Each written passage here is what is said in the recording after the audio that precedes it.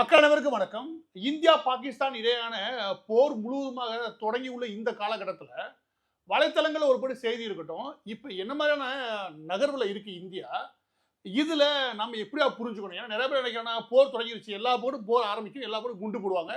எல்லா பக்கத்துலயும் இது நடக்கும் அப்படின்னு விதமா பார்த்துருக்காங்க. அது அப்படி கிடையாது. ஒரு நாடு இன்னொரு நாட்டின் மீது போர் தொடுக்கின்றது அதனுடைய எல்லைகளை விரிவுபடுத்துறதுக்கோ, இல்லாட்டி அதனுடைய எல்லைகளை தன்வசப்படுத்துறதுக்கோ, ஏற்கனவே இருந்த பகுதிகள் தன்வசப்படுத்தணுன்றதுக்காகவோ விரிவுபடுத்தப்படும். இல்லாட்டா இன்னொரு நாட பிரிச்சு கொடுக்குறாங்க. இப்ப உக்ரைன் மீது ரஷ்யா நடக்குது இல்லையா?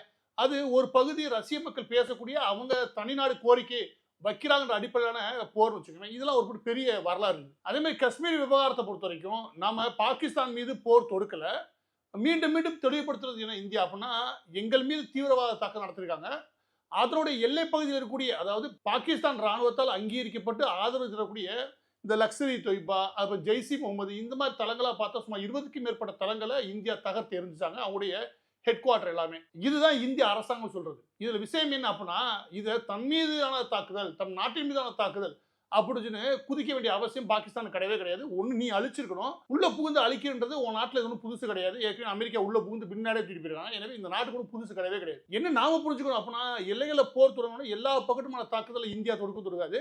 அது பாகிஸ்தான் எல்லையோரங்கள் எல்லா பக்கமே தன்னுடைய தாக்குதலை தொடங்கவும் முடியாது. ஏன்னா அது சர்வதேச விதிகளை மீறதுக்கு சமம். ஏதோ வகையில் அந்த நாடு தப்பு செய்யுது, இல்லாட்டி அந்த நாடு அத்துமீறல் பண்றாங்கன்னு அதற்காக நான் பதிலடி கொடுக்குறேன்னு சொல்லாங்க ஒழிய, தானா முன் வந்து ஒரு போரை நடத்துன்றது சர்வதேச அமைப்புகளுக்கு விதிமீறலுக்கு எதிரானது. அந்த வகையில் பார்க்கும்போது பலரும் நினைக்கிற மாதிரி எல்லா இடங்களும் போற இந்தியாவும் தொடுக்க முடியாது, அவங்களாலும் தொடுக்க முடியாது. ஆனா அதே நேரம் பதிலடி கொடுக்கறதா சொல்லி பாகிஸ்தான் பல இடங்கள் அத்துமீறாங்க. மிக முக்கியமாக ட்ரோன்ஸை பயன்படுத்துறாங்க. அதுக்கப்புறம் தொலைதூரம் சென்று தாக்கக்கூடிய ஏவுகணைகளை பயன்படுத்துறாங்க. பிற வகையில அவங்களுடைய சிஸ்டங்களை முழுமையாக ஒரு போராவே அவங்க பயன்படுத்துறாங்கன்றது இந்தியா குற்றச்சாட்டு வைக்குது. அதுல மிக முக்கியமாக பாதிக்கப்பட்டிருக்க பகுதி எது அப்படின்னா, இந்தியா முழுவதும் அல்ல, மிக முக்கியமாக அதிகம் எப்போதுமே பாதிக்கப்படுறதுனா அமிர்த்சர் ஆரம்பிச்சு இங்கே பதான்கோட் வரைக்கும். அதாவது பஞ்சாபுடைய பெரும்பகுதி அமிர்த்சர், அதுக்கப்புறம் ஜலந்தர், அதுக்கப்புறம் லூதியானா, பதான்கோட் வரைக்கும் இருக்குன்னு வச்சுக்கோங்க. நீங்க நார்த் இந்தியா போயிருந்தீங்கன்னா தெரியும். பதான்கோட் வரைக்கும் நீளும், ஹரியானா வரைக்கும் வச்சுக்கோங்க, நீரும் வச்சுக்கோங்க. இந்த பகுதியிலுடைய மாவட்டங்கள் பெரும்பாலானவை எல்லாமே ஈஸியா இந்த ஏவுகணை தாக்குதல் நடத்த முடியும். இந்த பகுதியில் ஏற பயன்படுத்துறது, அதாவது வான்வெளியை பயன்படுத்துறது இல்லையா, ஆபத்தானது. இது பேசஞ்சர்ஸ், அதாவது இவங்க ஜெட் விமானங்கள் பயன்படுத்தும், அதாவது ராணுவத்துக்கு பயன்படுத்தக்கூடிய விமானங்களை பயன்படுத்துறது பிரச்சனை கிடையாது. ஆனா நார்மலா நம்ம பயன்படுத்தக்கூடிய விமானங்கள் பயன்படுத்தக்கூடாது. எனவே அந்த இடங்களில் மட்டும் ரெட் அலர்ட் கொடுத்துருக்காங்க இந்திய அரசாங்கம். மற்ற எல்லா இடங்களையும் இழுத்து மூடிட்டா ஒரு செய்தி போடுகிறது.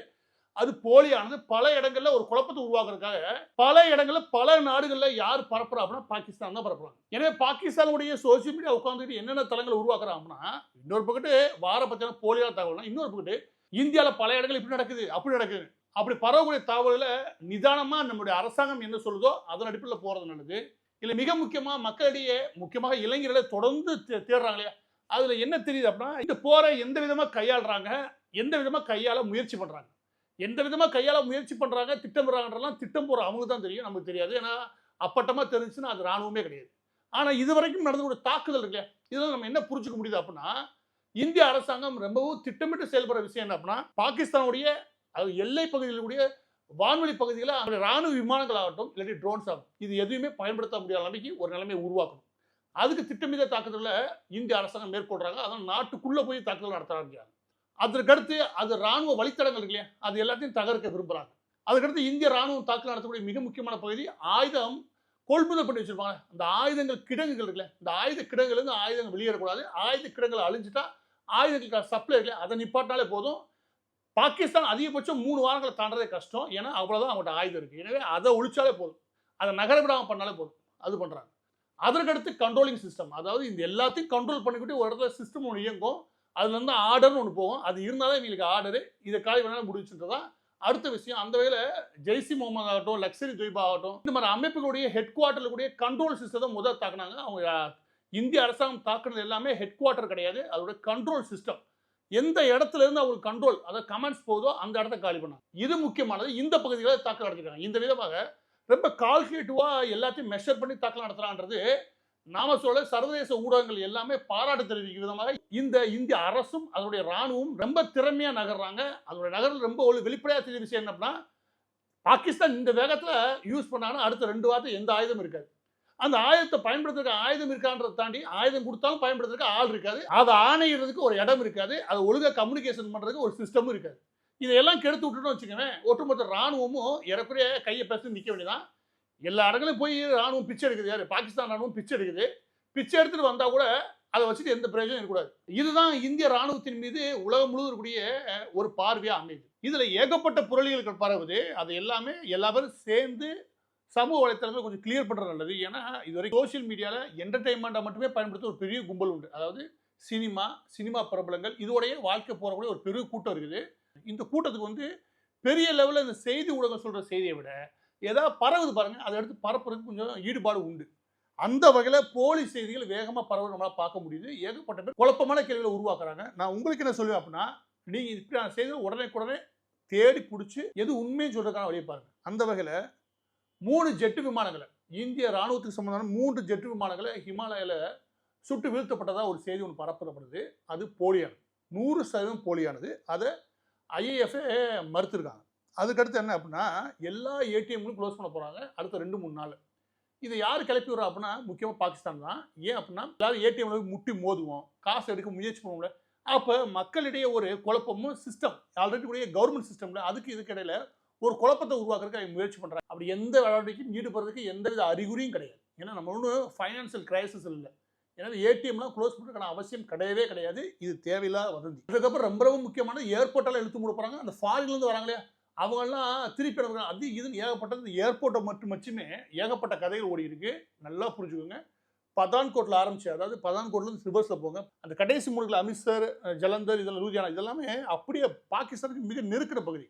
ஏன்னா இந்த பகுதியிலுடைய ஏர்போர்ட்டெல்லாம் பயன்படுத்துறது சென்சிட்டிவான விஷயம். ஏன்னா அந்த பகுதியில் ட்ரோன்ஸ் அதிகமாக கண்டுபிடிக்கப்படுது. எனக்கு 20க்கும் மேற்பட்ட பாகிஸ்தானோட ட்ரோன்ஸை வீழ்த்திருக்காங்க, சுட்டு வீழ்த்திருக்கு இந்திய அரசாங்கம். எனவே அது பாதுகாப்பில்லா தன்மையில் இருக்கிறதுனால, ராணுவ நடவடிக்கை உச்சமாக இங்கே இருக்கிறதுனால கொஞ்சம் கூடுதல் கவனத்துக்காக அந்த இடங்கள்ல மட்டும்தான் ஏர்போர்ட் பயன்படுத்துறதுக்கான தடை இருக்கு. அதுவும் விமானங்கள் மாற்றுப்பாதை நோக்கி வராங்க. எனவே எல்லா ஏர்போர்ட்லையும் என்ன சிக்கல் இருக்கு நான் சொல்லிடுறேன். அது என்ன அப்படின்னா, எல்லா விமானங்களுமே ஒரு 2 மணி நேரம் 3 மணி நேரம் தாமதமாகலாம், இல்லை சில விமானங்கள் 1/2 மணி நேரம் தாமதமாகலாம், இல்லை கொஞ்சம் முன்னாடி எடுக்கலாம். எனவே தான் ராணுவம் கேட்டுக்கூடாது கேளுங்க.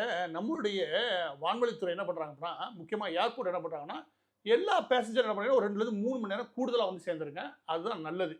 தயவுசெய்து கடைசி நிமிஷத்துக்கு வந்து இன்னும் கொஞ்சம் கவர்மெண்ட்டுக்கு ப்ரெஷர் கொடுக்க வேணாம். இந்த விஷயத்தில் நீங்களும் கொஞ்சம் பொறுப்போடு நடந்துக்குன்னு சொல்கிறாங்க. இது தப்பே கிடையாது. அதே நேரம் ஏர்போர்ட்டெல்லாம் இழுத்து மூடலை. அதுக்கப்புறம் மிக முக்கியமான செய்தி ஒன்று வருது. அது என்ன அப்படின்னா, பாகிஸ்தானுடைய ராணுவம் எலக்ட்ரிசிட்டி கிரிட் இருக்குல்ல, அதாவது தமிழ்நாடு வந்து உற்பத்தி பண்ணுறோம், அந்த உற்பத்தி பண்ண மின்சாரம் இன்னொரு மாநிலத்துக்கு நம்ம அனுப்பி வைக்கிறோம் பற்றாக்குறைக்கு, இல்லை வேறொரு மாநிலத்துக்கு நமக்கு அனுப்பணும்னு வச்சுக்கோங்க. இப்படியான இடங்கள்ல பயன்படுத்தப்பட்ட கிரிட் இருக்குல்ல, முக்கியமாக இந்த நேஷனல் எலக்ட்ரிசிட்டி கிரிட் இருக்குல்ல, இதில் பெரிய தாக்குதல் நடத்திட்டாங்க. அதனால் அடுத்த கொஞ்ச நாளில் 70% இடங்களுக்கு கரண்ட் கிடைக்காது அப்படின்னு ஒரு செய்தி ஒன்று பரவுது. அது முட்டாள்தனமான செய்தி. அவனுக்கு அந்த பரப்புறானுங்களே, அவங்களுக்கு நேஷனல் கிரிட் கார்பரேஷன் என்னென்ன தெரியல. எனவே இந்த மாதிரி செய்தியை நம்பாதீங்க. அது ரொம்ப முக்கியமான ஒரு விஷயம் ஒன்று வருது. அது என்ன, அது முக்கியமாக மற்ற நாடுகளை பரவுது. என்ன அப்படின்னா, இந்தியா அனுப்பிய பெண் விமானிகள் 2 பேர் மாட்டிக்கிட்டாங்க. இந்திய அரசாங்கம் பெருமைக்கு அனுப்ப போய் சண்டை போட தெரியாமல் அவங்க மாட்டிக்கிட்டாங்க. இந்திய அரசாங்கம் அந்த குறிப்பிட்ட ஆப்ரேஷனை வெற்றிகரமாக முடிச்சுட்டு உட்கார வச்சு பேசுனது 2 பெண்கள் தான். ரொம்ப பெருமிதமாகவே இந்திய அரசாங்கம் பண்ணுறாங்க. இந்த இடத்துல எந்த பெண்களும் மாட்டவே கிடையாது. இதுவும் போலியான செய்தி. அது மிக முக்கியமாக பெரியாரிஸ்ட் பரப்புறான் பாருங்க, நாட்டுக்கு எதிராக. அது திமுக கும்பல் அவங்க அனுப்புறான்னு வச்சுக்கோங்க, கண்டிப்பாக நம்பாதீங்க. இப்போ பகுதியோட இறுதி பகுதிக்கு வரேன். ஆனால் நாம எல்லா பேரும் உணர வேண்டிய ஒரு விஷயம் இருக்கு. அது என்ன கேளுங்க. அது என்ன அப்படின்னா, பாகிஸ்தானுக்கு டர்க்கி உதவுறதுக்கு தயாராக இருக்காங்க. பாகிஸ்தானுக்கு IMF உடனே லோனை சாங்ஷன் பண்ணுறாங்க. லோனை சாங்ஷன் பண்ண சொல்லி இந்த மிடில் ஈஸ்ட்ல இருக்கக்கூடிய இஸ்லாமிய நாடுகள் அழுத்தம் கொடுக்குது. அப்போ IMF உடனே இத்தனை நாள் சும்மா இருந்துச்சு பே அவுட்டுக்கான அந்த லோனு, அந்த லோனை 1 பில்லியன் நினைக்கிறேன், 1 பில்லியன் அமெரிக்கன் டாலரை அவங்க ரிலீஸ் பண்ணுறாங்க.